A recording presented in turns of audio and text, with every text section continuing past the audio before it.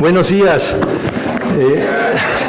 Muchísimas gracias por asistir a este evento, en general, a este maravilloso evento, y en particular a la presentación de este libro que, como lo eché a andar de muy joven, y a lo largo de la vida fui recogiendo elementos y remata en que es más o menos un compte rendu, ¿no? Una presentación de mis cuentas de vida académica.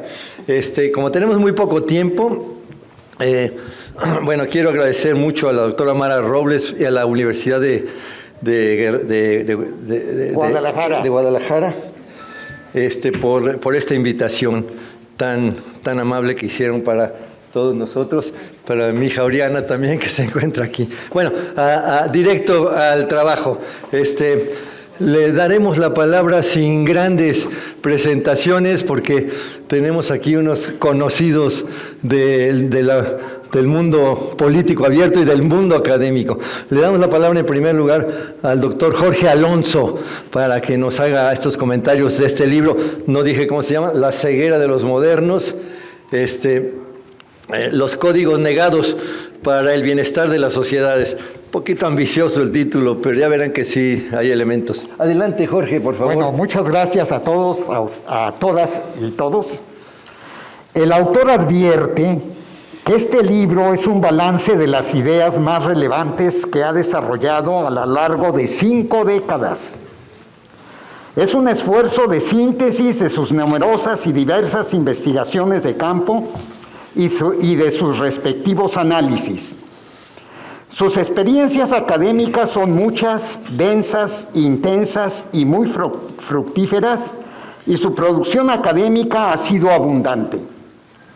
El libro actual, siguiendo las temáticas anteriores, es un paso adelante por la reflexión de segundo nivel que conmueve mentes y sentimientos. Está compuesto de 25 apartados muy sintéticos, incluyendo la presentación y el corolario, y termina con un anexo más amplio. Nos aclara que el libro recoge evidencia en torno al problema central de la historia de las sociedades y de nuestro tiempo.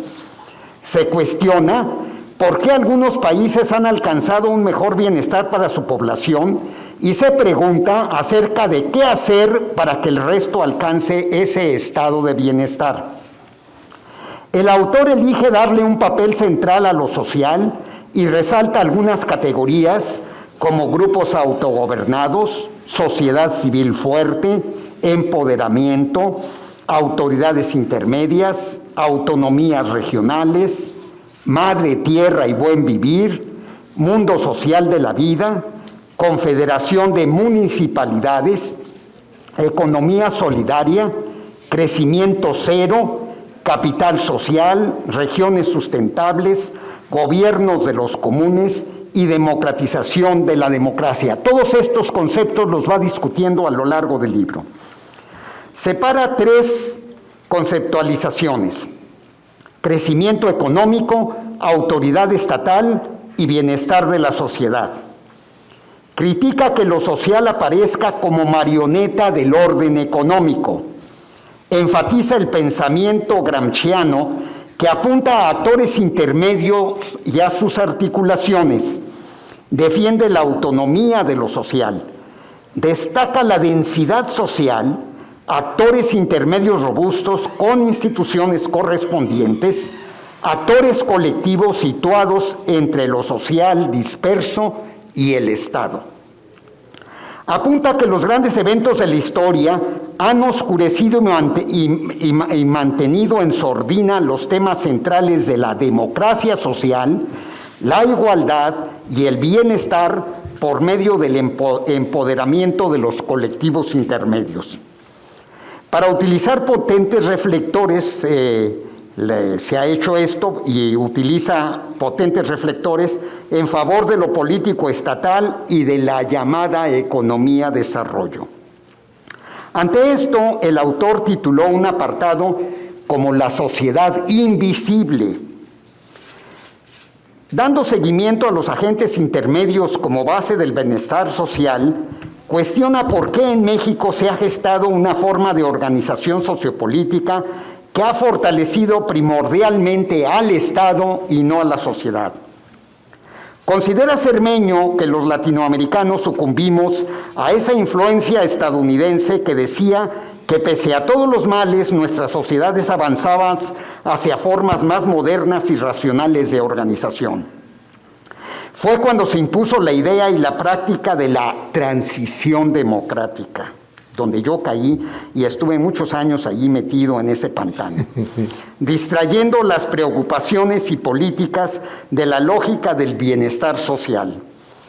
Se invirtieron montos exagerados en aparatos partidistas y electorales, se consintió a una élite descuidando acometer de frente la desigualdad, la pobreza, la muerte y el sometimiento de miles de personas bajo un baño de violencia. La concepción de capital social impuso la visión de que gracias a la proliferación de redes ciudadanas de todo tipo, sobre todo empresariales, las sociedades se dinamizaban, se democratizaban con esa democracia rara y progresaban. El nuevo institucionalismo también impuso la idea y la práctica de que un marco normativo, es decir, si estaba todo normado muy bien, hasta en la Constitución, y los grandes salarios de la gente del INE en la Constitución, y unas instituciones fuertes, eran indispensables para reordenar de arriba a abajo a la sociedad. En una crítica y autocrítica, escribió que tan distraídos estuvimos con el mentado tránsito a la democracia y la nueva institucionalidad, las elecciones, los sondeos, que no prestamos suficiente atención a una serie de fórmulas e iniciativas de la economía social popular de las regiones de 30, 50 y hasta 100,000 habitantes. Muestra que hay ejercicios que buscan restituir la confianza y comunicación entre sus habitantes, fortalecer el espacio público, encontrar una vocación económica en un mercado muy competido, llevar a cabo experimentos de cooperativismo, tiendas y redes de comercio justo y un abanico amplio de iniciativas para hacer frente al desastre de la sociedad rota. Juzga que es necesaria una izquierda social que se olvide un poco de buscar el poder por el poder y que enfrente los retos de asociar a las personas en el desempeño de una actividad productiva, lograr una empresa social, una cooperativa que alcance equilibrios económicos, multiplique sus objetivos y se relacione constructivamente con su entorno. Recalca que no se trata de vegetar con pequeños emprendimientos en los sótanos de la economía neoliberal, sino de construir un sector no capitalista de economía solidaria sin relaciones de explotación del trabajo, que introduzca valores de solidaridad y respeto a la naturaleza, sobre todo a la que hemos descuidado, atacado y hecho trizas. Es consciente de que se trata de un trabajo largo. Debido a su propia experiencia y al estudio de experiencias en otros países, el autor ha llegado a darse cuenta que las escalas territoriales que han permitido reforzar el poder y la identidad de los colectivos para exigir solución a sus problemas, tienen correspondencia con regiones de dimensión media. También se refiere a la animación y fomento de plataformas participativas para la formación de consensos dentro de esas regiones. Citó a Andrés Aubry, que examinó el ejemplo de los caracoles zapatistas. Se pronuncia por la articulación con los saberes universitarios si están conectados con la sociedad y no en sus torres de marfil. Examina en la actualidad la atomización poblacional, el encierro en lo individual, producto del confinamiento por la pandemia, la creciente violencia que vacía el espacio público, la ideología del logro personal y la focalización de las políticas de la Cuarta Transformación. Percibe con fundamento con fundamento en las realidades de alta conflictividad y de muy baja cohesión y con pobreza, que hay enfermedades, violencia asociada al narcotráfico, el desempleo, empleo precario, y que todo esto es una carga que hay que deshacer y resolver. Pero también da cuenta de que en medio de todo esto, paradójicamente, aparecen condiciones favorables para el establecimiento de formas asociativas y caminos alternativos de reproducción de la vida. Tiene en cuenta la creación colectiva de autodefensas en los pueblos indígenas. También hay evidencias de que la destrucción de la naturaleza produce males enormes y que a lo mejor ya estamos en un punto de no regresión y estamos atentando contra la vida en el planeta. Atisba las experiencias de asambleas territoriales que se han ido formando en varios países para encontrar remedio a todo este malestar. El autor cuestiona cómo convertir a los movimientos sociales y a las rupturas del orden en sociedad en densificaciones, en empoderamiento social y no búsqueda ciega del poder. Apunta a lo colectivo, a la red tejida de acciones para enfrentar la adversidad. Plantea que los lentes de movimiento social, estoy de acuerdo totalmente con él y yo he estudiado muchísimo partidos, elecciones, movimientos sociales, impiden ver los nuevos caminos. Los lentes de la subjetivización individualizada tampoco permiten visualizar lo que nos está pasando. Acepta que la sedimentación y el empoderamiento compartidos no han cobrado carta de legitimidad, no han tenido la suficiente visibilidad ni en la práctica ni en los conceptos. Para esta invisibilización, nos dice, contribuye la gravitación de lo político estatal y de lo económico desarrollista. El querer resolver y reconstruir desde arriba, desde el poder del Estado, constituye lentes de ocultamiento de la lógica del verdadero bienestar.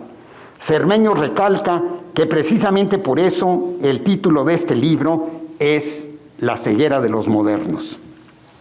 Aclara que la incubación colectiva propuesta difiere de la conceptualización de movimiento social, como ya habíamos dicho.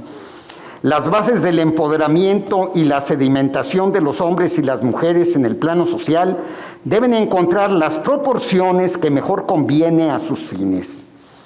Defienden que esto se encuentra en la densificación social de los colectivos medios.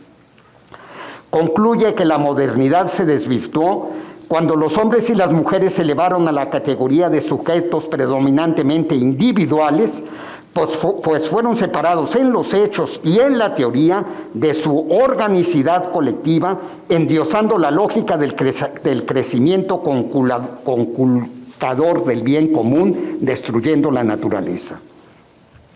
Estamos ante un libro que propone una revisión de principales tratamientos en torno a lo social, ofrece una nueva mirada, debate con categorizaciones y propone análisis concretos con sólidos argumentos, capacidad crítica y alcances retadores.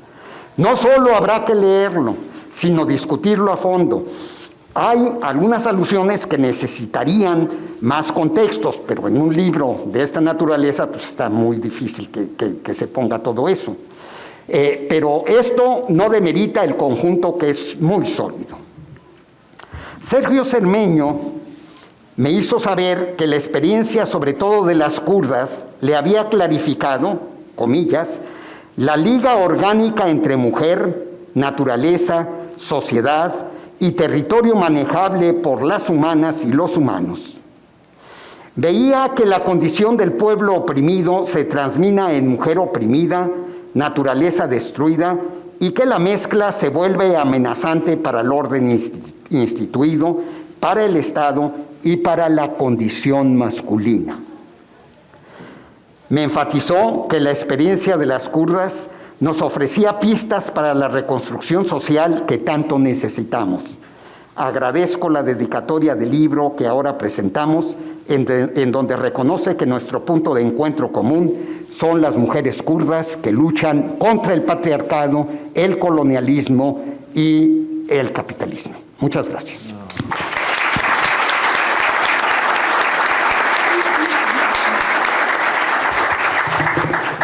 Muchísimas gracias, Jorge, doctor Jorge Alonso. Es un honor que un catedrático de esta magnitud comente mi libro. El doctor Jorge Alonso es... es un honor leer tu libro. Es integrante del CIESAS de esta preciosa ciudad, y tiene una cátedra que se llama Cátedra Jorge Alonso. Pedí que le cambiaran el nombre y no quisieron. No, pero no, que se quede así. Ahora le damos la palabra a la doctora Irma Heréndira Sandoval. La doctora Sandoval es miembro del Instituto de Investigaciones Sociales de la UNAM y ella, como todos ustedes saben, se ha encargado de uno de los males que más duelen en nuestro país, que es la corrupción. Ella fue secretaria de la función pública durante los primeros años del régimen que ahora está en funciones en nuestro país. Le damos la palabra a Irma. Con mucho gusto, muchas gracias. Muy amable por la invitación. La ceguera de los modernos es un valioso y provocador ensayo sociológico que realiza un recorrido histórico en torno a la idea de la densidad de lo social y la fortaleza de lo intermedio. El autor señala que si algo caracteriza a lo occidental es que estas sociedades se fueron definiendo, empujadas por distintos actores colectivos, comunitarios, lo que él llama las condensaciones intermedias entre los individuos y el Estado, que nos permiten hablar, dice él, de una manifiesta densidad de lo social, otro concepto, como ya dijo el doctor Alonso, sumamente relevante de este libro.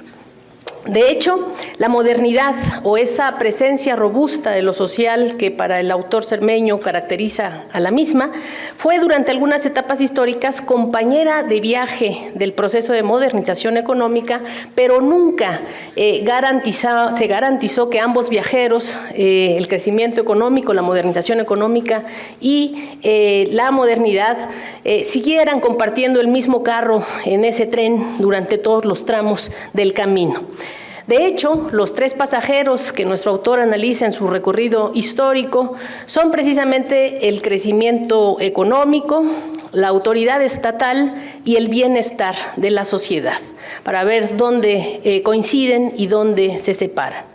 A nuestro autor le preocupa el eclipsamiento de la densificación social y el bienestar por parte del actor estatal o sus manifestaciones más extremas, como la de los liderazgos personalizados o incluso las dictaduras militares que acontecieron en el cono sur de nuestro continente durante los 70s. El bienestar, nos dice Sergio Cermeño, no se debe construir verticalmente desde un hombre poderoso, sino a través de una densificación social que posibilite la construcción de regiones autosuficientes. El libro nos ofrece una idea muy provocadora. No todos los actos o momentos de ruptura y de pasaje a lo moderno, dice él, redundan en el fortalecimiento de lo social. Y los ejemplos que nos ofrece Sergio Cermeño para ilustrarlo, y esto es precisamente lo más provocador, son las revoluciones emblemáticas de la izquierda, como la Revolución Francesa en su momento histórico, o incluso la Revolución Mexicana. También cita, por ejemplo, la Revolución Rusa o la Revolución Cubana. Cermeño señala que estas revoluciones han actuado, cito textual, como potentes destructoras de las intermediaciones, de las clases intermedias y de los espacios públicos institucionalizados de intermediación social.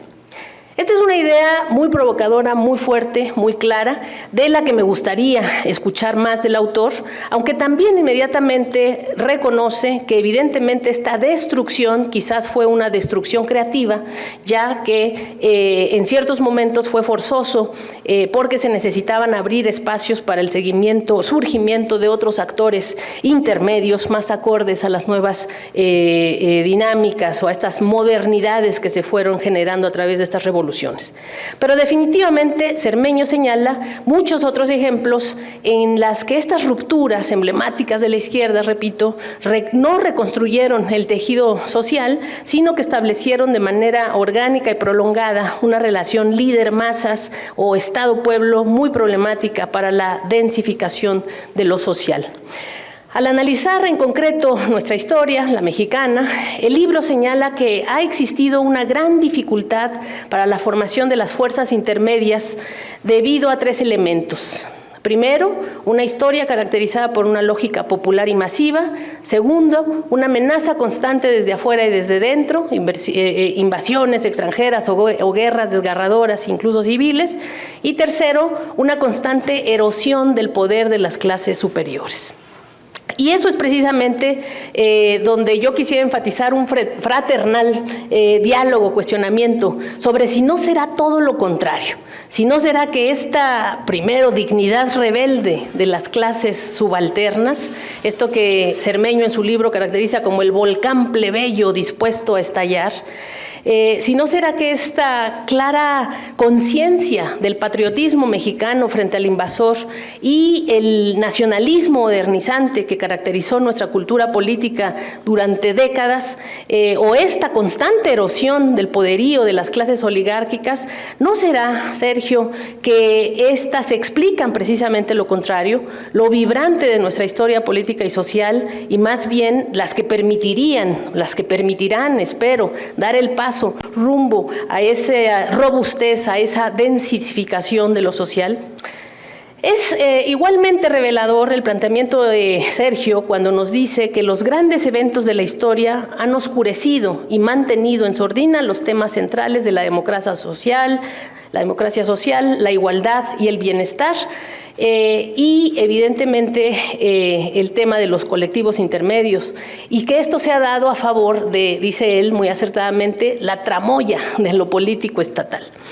Yo coincido completamente con Sergio cuando señala que en nuestro país se ha gestado una forma de organización sociopolítica que ha fortalecido primordialmente al Estado y no a la sociedad. Él hace un balance muy inicial de cómo se trató de cambiar esta correlación desde la llegada del actual gobierno y acentúa los esfuerzos realizados por el secretario, hoy aquí compañera de nosotros, Toledo, y la secretaria Luisa Albores. Nosotros, desde la Secretaría de la Función Pública, también pusimos nuestro granito de arena en favor de lo que Sergio llamaría la densificación de lo social. En la trayectoria que una servidora ha realizado en el Instituto de Investigaciones Sociales, donde Sergio y yo tenemos la fortuna de ser colegas, fundamos este laboratorio anticorrupción que ha ofrecido un nuevo enfoque para el combate de la misma y que entiende la corrupción más como un fenómeno de dominación política, de impunidad estructural y de exclusión social, y no como un simple problema aislado, administrativo, o mucho menos de culturas atrasadas o de ciudadanos mal portados. Son fenómenos muy importantes que tienen que ser empujados y confrontados de forma estructural. Precisamente pusimos esta visión a la llegada de nosotros a la Secretaría de la Función Pública, y nosotros lo que hicimos fue, durante toda la primera mitad del actual gobierno, poner en práctica este marco teórico de la corrupción estructural, para generar tres cosas que me permitiré citar. En primer lugar, transformamos la Secretaría de la Función Pública para fortalecer el poder de los ciudadanos en la vigilancia y el uso de los recursos públicos.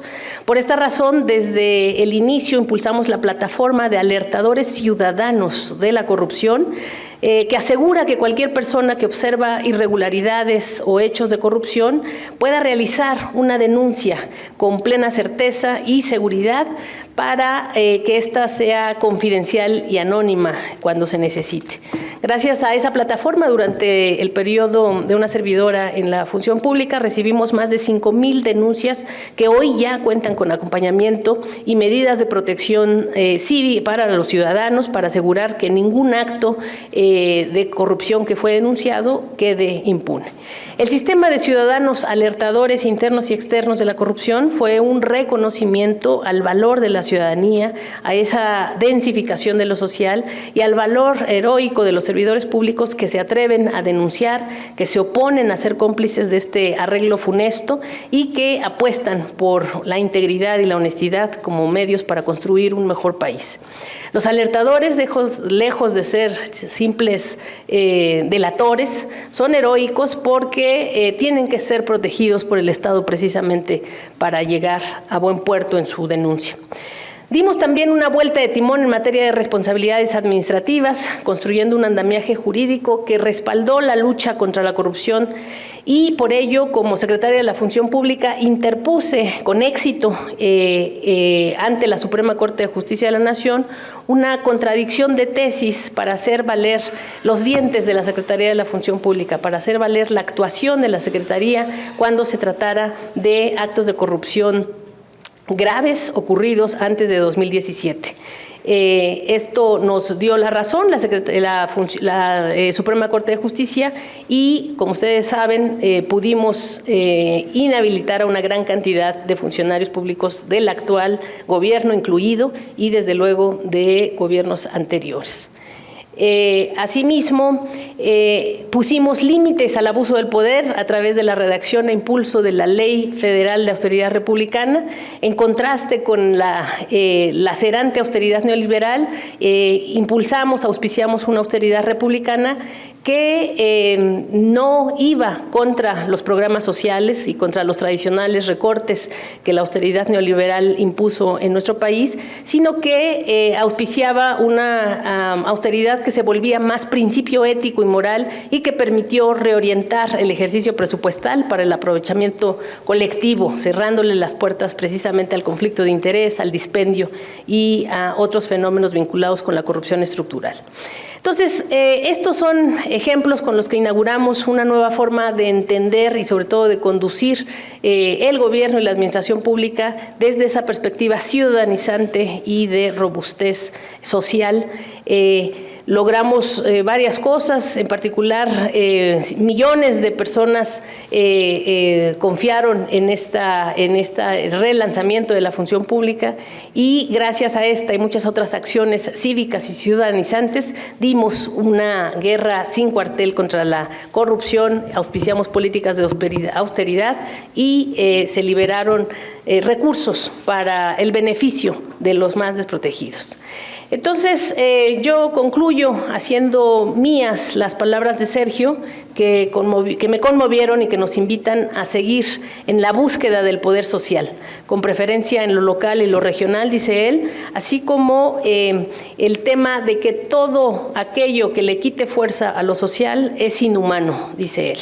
Es decir, todo lo que no mejore el nivel de vida de las personas, de las colectividades, su nivel educativo, su equilibrio con el entorno natural, la equidad entre los géneros, la salud o la capacidad de organización y resistencia, es decir, la densificación, todo ello sería inhumano si no se concentra en lo social. Felicito a Sergio por estas ideas, por esta valiosa obra y les invito a todos a leer este importante y provocador libro. Muchas gracias. Muchas gracias.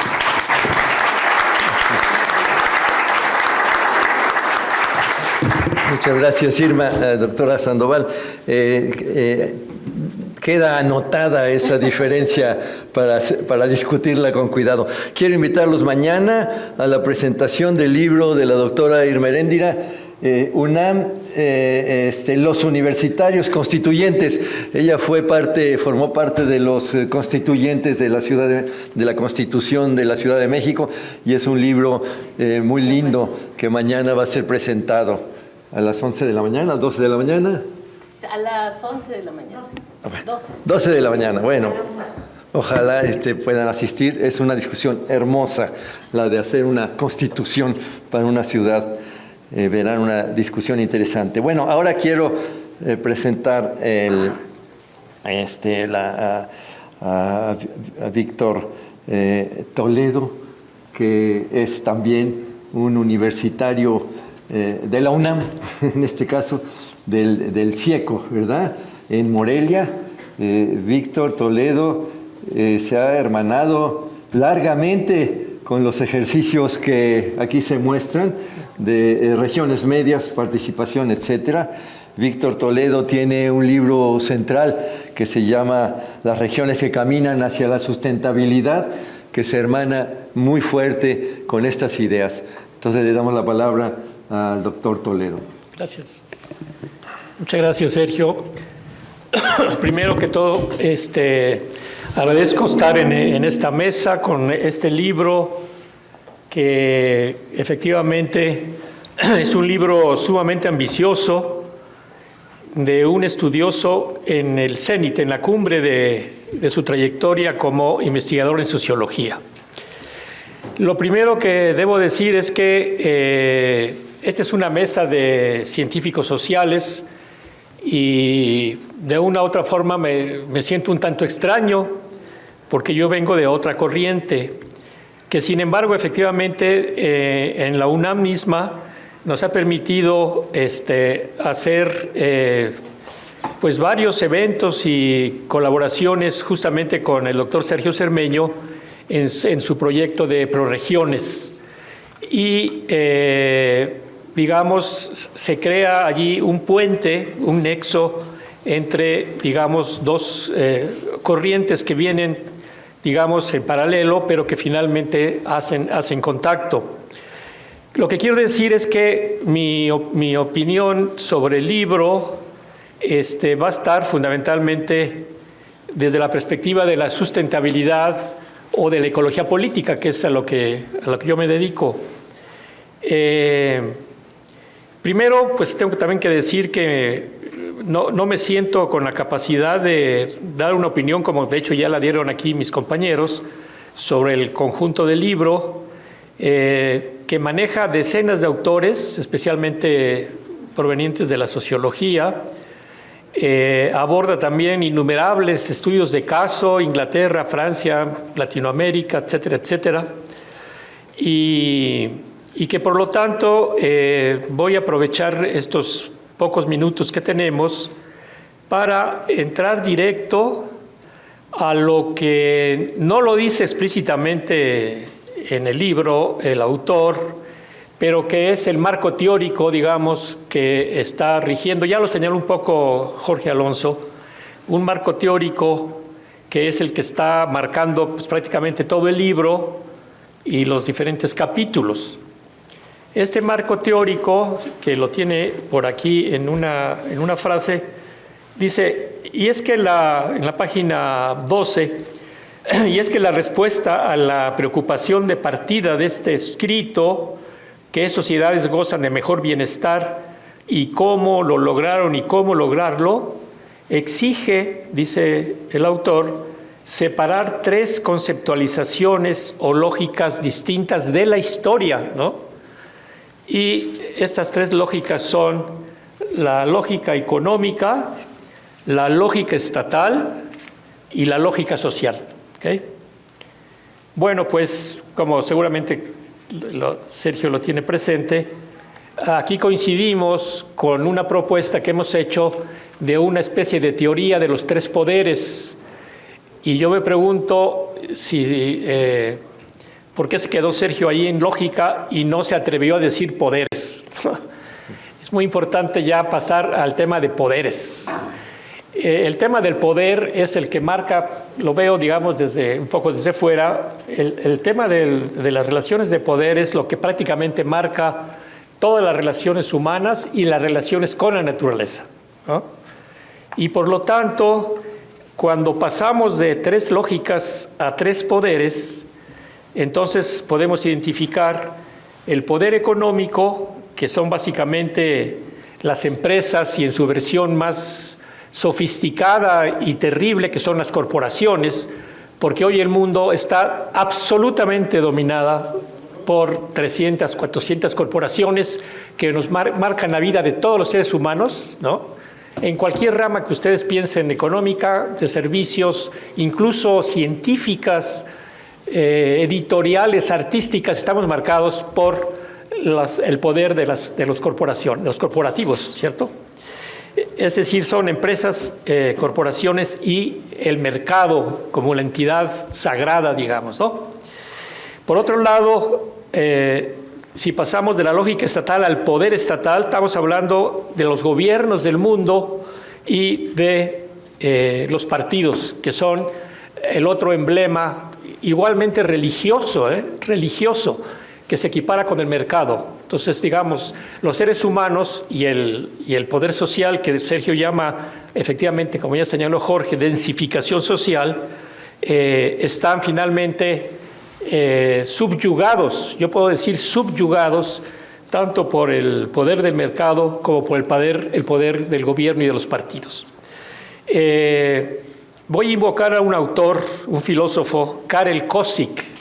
Karel Kosik fue quizás el más grande filósofo checo, ¿no?, que le tocó vivir tanto el periodo del comunismo en la República Checa como la conversión a una economía libre cuando ya llega el capitalismo a la República Checa.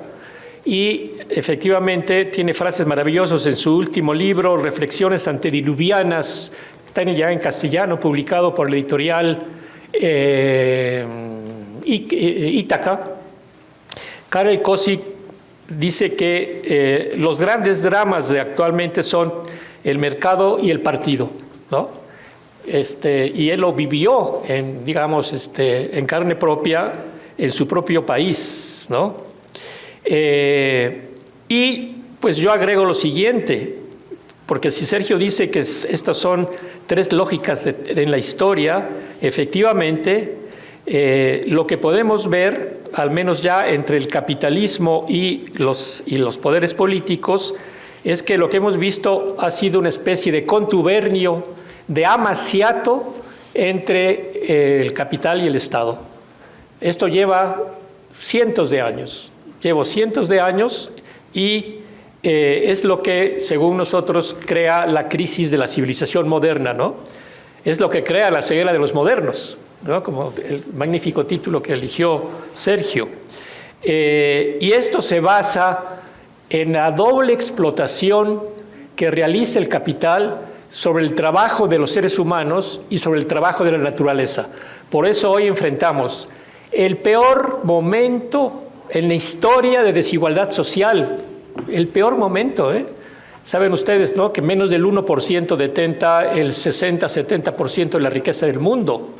Y el peor momento desde el punto de vista ecológico, con la sujeción de la naturaleza a su nivel máximo y expresado por el cambio climático que nos amenaza muy fuertemente y que nos amenaza con un colapso generalizado hacia el 2050, según el libro que estamos justamente escribiendo.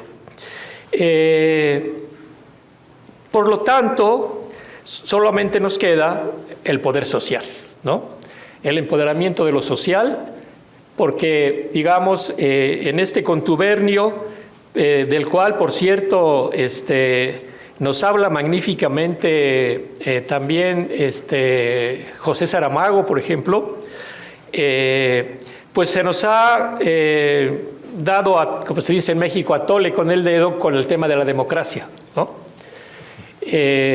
Se ha manejado el tema de la democracia representativa, electoral, como si fuera realmente una función legítima, y es absolutamente una fantasía que los hemos tragado todo el tiempo y que lo seguimos tragando. Bueno, lo que sigue entonces es el empoderamiento social, que es hacia donde va este libro, efectivamente, y allí quiero citar una frase que se hizo muy famosa de John Holloway, cuando dice: podemos cambiar el mundo sin tomar el poder político, digamos, ¿no?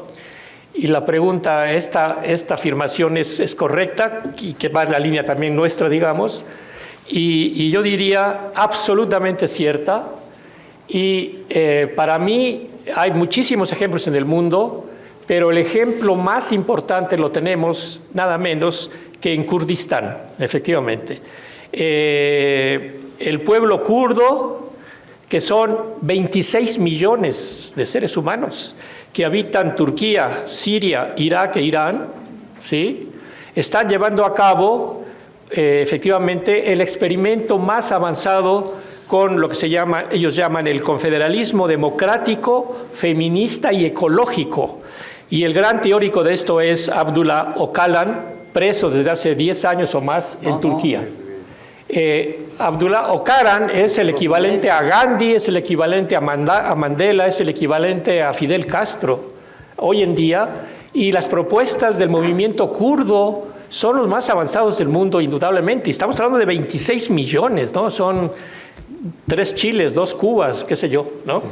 Entonces, importantísimo lo que está pasando allá. Öcalan se inspira en Murray Bookchin, que fue un ecólogo anarquista canadiense, ¿no es cierto? Sus textos son maravillosos y yo lo considero como la vanguardia en el mundo hoy en día frente a la crisis de la civilización moderna. Pero también tenemos ejemplos en muchas partes y especialmente en México. Efectivamente, en el libro que cita Sergio, México, regiones que caminan a la sustentabilidad, identificamos más de 1000 estudios, más de 1000 casos exitosos en 5 estados del país, pequeñitos, algunos ya que terminaron, y por lo menos 15 o 20 regiones donde se está llevando a cabo. Solamente para terminar voy a hablar de uno solo, que es Sierra Norte de Puebla. Sierra Norte de Puebla, 35,000 familias organizadas en la cooperativa Tosepa Antitatanisque, que quiere decir en náhuatl, Unidos Venceremos, y que junto con otras 20 y tantas comunidades han logrado una resistencia y han creado una isla de poder social en México. ¿Okay? Como esos hay muchos más. Está Cherán en Michoacán, está Ayutla de los Libres en Guerrero, están los zapatistas. Hay movimientos que están diciéndonos que sí es posible lo que plantea Sergio en su libro y lo que planteamos nosotros en el libro de regiones. Y bueno, pues la lectura me ha inspirado mucho, tanto que mi artículo de hoy en La Jornada, cuando lo lean verán que está dentro del ámbito de esta reunión. Ya lo verán ustedes y pues de nuevo agradezco muchísimo la invitación y vamos a ver qué sale de todo esto, ¿no? Muchas gracias.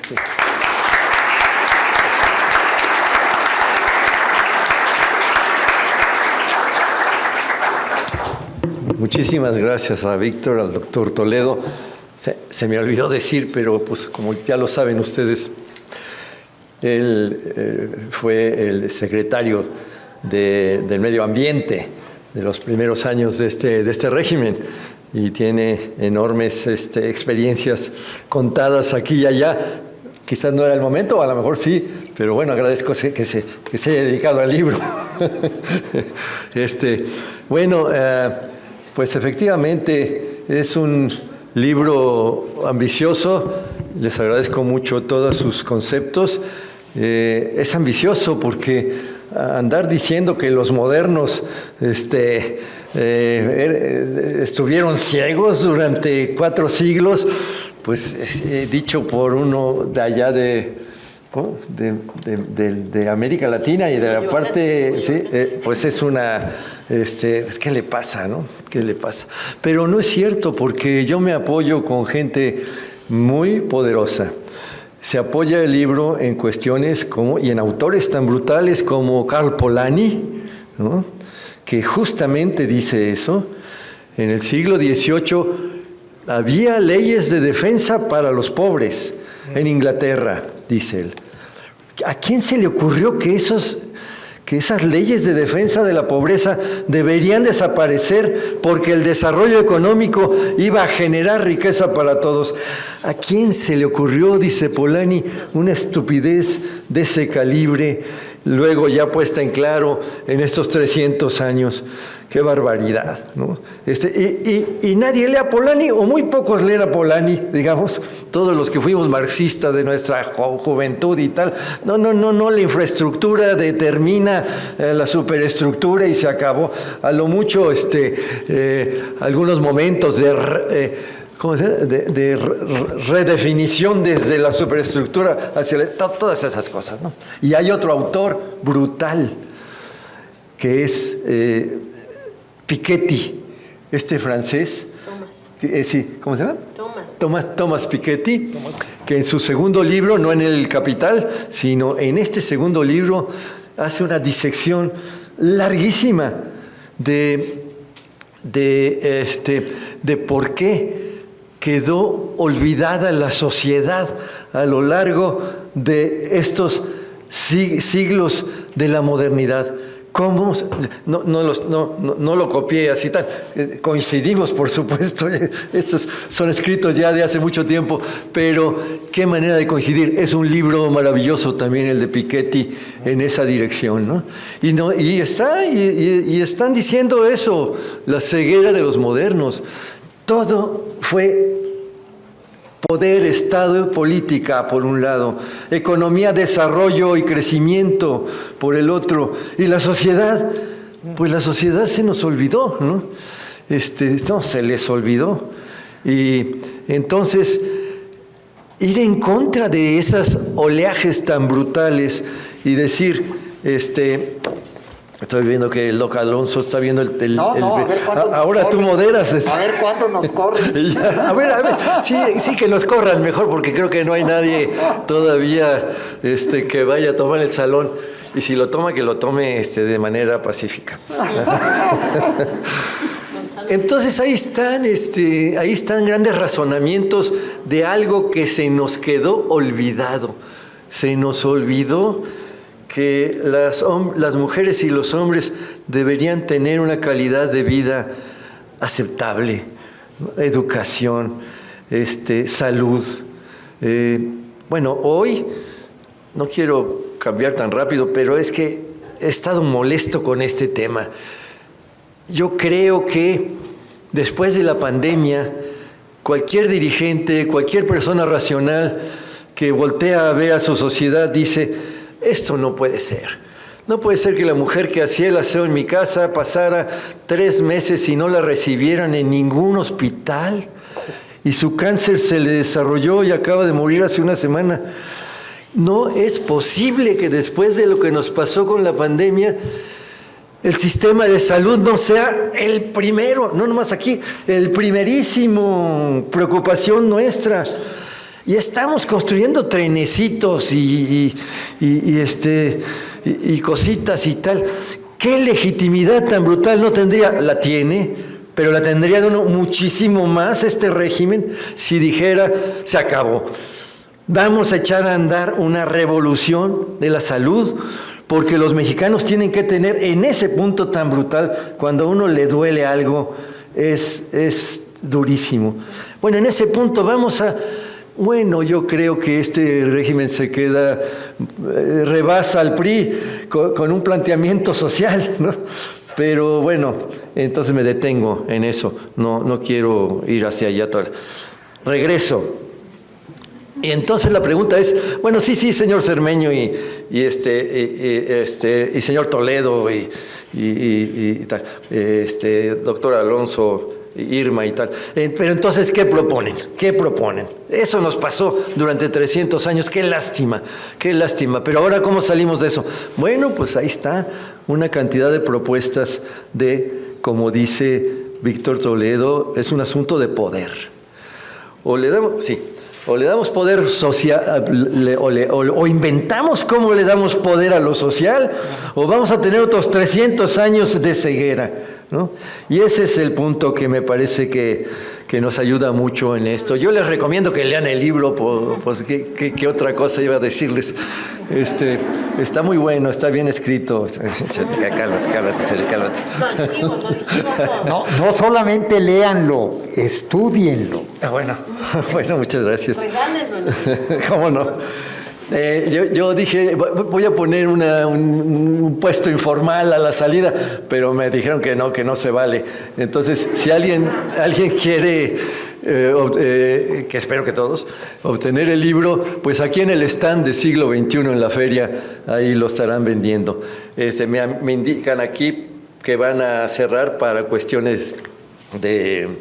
¿Cómo se llama esto? De sanitización y tal.